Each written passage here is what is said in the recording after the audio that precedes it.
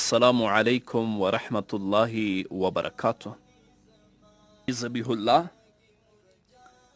سلامونه را لیږلي او د سلام نه یې وروسته لیکلي چې زه دوه پوښتنې لرم. لومړنۍ پوښتنه مې دا ده که یو نابالغ د نصاب مالک وي په هغه باندې اختری او قرباني واجب ده که نه؟ او دوهمه پوښتنه مې دا ده چې د قرباني له څاروي څخه د شیدو لوشل او یا په هغه باندې سورلي کول شرعا څنګه دي؟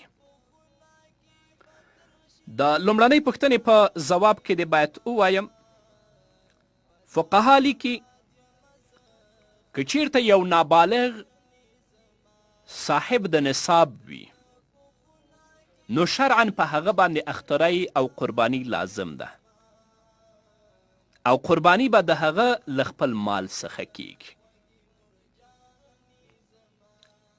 ابوبکر کاسانی په بدایع الصنایع کې په 5م جلد کې په 4 صفحه کې کتاب الاضحیه کې لیکي واما البلوغ والعقل فليس من شرائط الوجوب في قول ابي حنيفه وابو يوسف رحمهم الله حتى تجب الاضحيه في مال الصبي والمجنون اذا كان مؤثرين.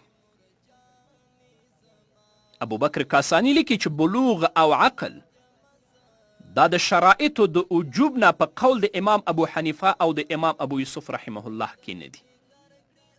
چې څوک قرباني کوي هغه به خامخا عاقل وي او خامخا به بالغ وي.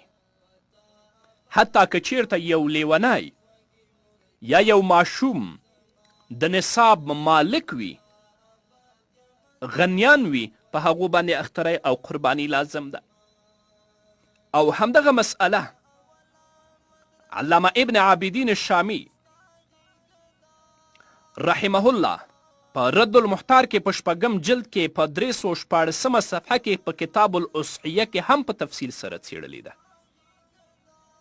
خو البته په مسله باندې ځان پوه کوي. ګوره ښه البته اکثر علماو د نابالغ او د لیوني په مال باندې د قرباني د نه کېدلو قول راجح ګڼلی دی.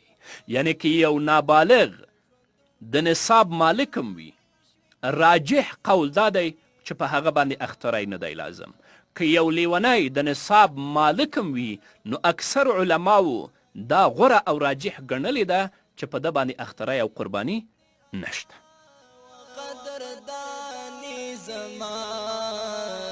پتا آباد مزه خوږی مرجانی زمان اوس هم چې درد شي په ما چغي کړم موري موري